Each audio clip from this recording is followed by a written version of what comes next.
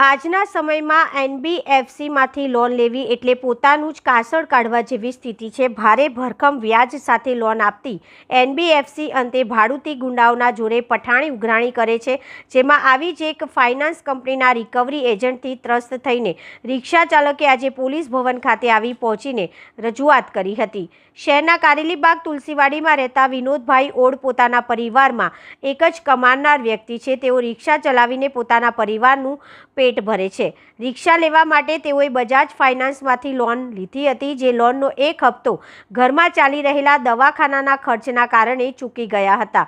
એક ઈએમઆઈ નહીં ભરતા તેઓને રિક્ષા ખેંચી જવા માટે રિકવરી એજન્ટ તેઓને શોધતા હતા અને માંજલપુર વિસ્તારમાં તેમની રિક્ષા દેખાતા વિનોદભાઈને રિક્ષામાંથી ઉતારીને રિકવરી એજન્ટે રિક્ષા લઈ ગયા હતા।